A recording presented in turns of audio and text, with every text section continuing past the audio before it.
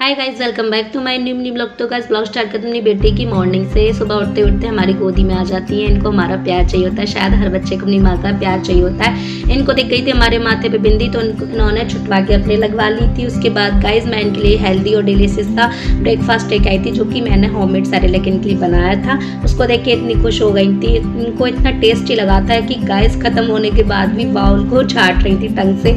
और गाइस फिर इधर हो चुका था इनका काम खत्म, खाने पीने वाला। फिर गाइस मैं इनको नाइट में कपड़े हल्के करके सुलाती हूँ, सुबह इनको पहना देती हूँ। तो मैंने इनको सुबह सारे कपड़े इनके पहना दिए थे और इनको बिठा दिया था इनके वॉकर पे। लग गई थी मैं अपने काम में। तो सबसे पहले हमने बेड को किया था हमने साफ। तो सारे कपड़े नीचे उतार लिए थे। पहले हमने ब्लैंकेट वगैरह, प्लो वगैरह, और उसके बाद गाइस बीच बीच में आ जाता है हमारा फ़ोन, जो कि हमें हटाना पड़ता है। उसके बाद गाइस मैं लग गई थी बेडशीट को बिछाने के लिए। और मेरी बेटी को देख रहे हो आप, कितना उधम करती हैं, हटा हटा के बार बार गद्दे के नीचे से दिख रही थी कि मम्मा ने ऐसा क्या रख रखा है इसके नीचे।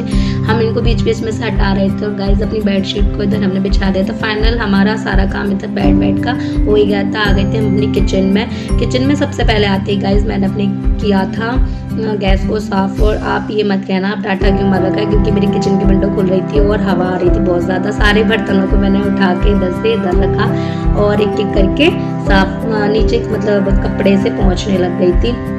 उसके बाद गाइस उधर सारा बॉटल वगैरह, थर्मस वगैरह जो भी था, एक एक करके वो भी सारा सामान उठाया। उसके बाद उनके नीचे से भी साफ़ किया था। फिर गाइस उधर वाला एरिया हमारा हो चुका था, यानी कि स्लिप। फिर आ गए थे हम अपनी इधर वाली स्लिप से बर्तन उठा के उधर साइड में लगाए थे। सारे बर्तन इधर लगाने के बाद मैंने सारे नीचे से पहुँच दिया था। फिर उसके बाद मैंने सारे, आपको पता ही है कि किचन में सफाई करो तो एक आध तो बर्तन निकलते ही हैं। और चाय के भी थे कुछ, वो भी सारे साफ़ किए थे। बर्तन इधर साफ़ हो जाने के बाद गाइस मैंने सोचा कि चलो डिब्बा डिब्बी भी जब किचन में लगे हैं तो डब्बा डब्बी भी साफ़ कर लेते, एक एक करके उनको बारी बारी करके उतारा था। वैसे तो ज़्यादा डस्ट नहीं थी, पर हमें लग रहा था कि चलो साफ़ कर ही लेते हैं। तो मैंने इनको साफ़ करना स्टार्ट कर दिया था। ये था हमारा स्टील का डब्बा, जो कि हमारा सामान रखा रहता है, इसके गाँव से लेके आए थे। और मैं लगे थे हम लोग इनको साफ़ करने के लिए। इधर ये साफ़ होने के बाद गाइस मैंने कैन ले ली थी। कैन नहीं, जो कि मम्मा ने गाँव से भेजा था सामान, इसमें ऑयल रखा रहता है, ये भी साफ़ हो गई थी। और फिर गाइस ये सारा काम ख़त्म करने के बाद मेरे मतलब हो चुका था डब्बा डब्बी, बर्तन वगैरह मच गए थे। उसके बाद गाइस मैंने उठा ली थी टोकरी। और मिलते हैं आपसे ये साफ़ करने के बाद। तो फाइनल हमारा टोकरी और डब्बा डब्बी और बर्तन वगैरह यानी कि सब साफ़ हो चुके थे। लग गए थे हम उधर अपनी झाड़ू लगाने के लिए रूम में, और साथ ही साथ रूम की भी डस्टिंग कर ली थी थोड़ी बहुत। तो वैसे तो जाले वगैरह कुछ थे नहीं, फिर भी मैंने सोचा चलो अब कर रहा है तो कर ही लेते हैं। आ गए थे बालकनी वाले एरिया में। तो यहाँ तो डस्ट आम बात है, आनी है। तो यहाँ से मैंने इधर सारी डस्टिंग की थी। और गाइस विंडो और गेट ये सब साफ़ किया था। और मेरी बेटी को देखो बीच में आके देख रही थी कि मम्मा कर क्या रही है। और ये भी आ गई थी बालकनी में। इन्होंने सारे कपड़े स्टैंड से उठा के अपने और नीचे फेंक दिए थे। इनका काम बड़ा नहीं कर तो काम है ये सबसे मैन। हम दोनों आ गए थे अंदर। उसके बाद मैंने इनको डोरी से इसके बॉकर को बांध दिया था, क्योंकि बहुत उधम कर रही थी। इसलिए फाइनल हमारा किचन का सारा काम हो चुका था। गाइस देखना, बताना कैसी लग रही हमारी किचन में। साफ़ सफाई कर दी थी, रूम में झाड़ू पोछा वगैरह, यानी कि प्रॉपर सारा काम हो चुका था रूम का, किचन का।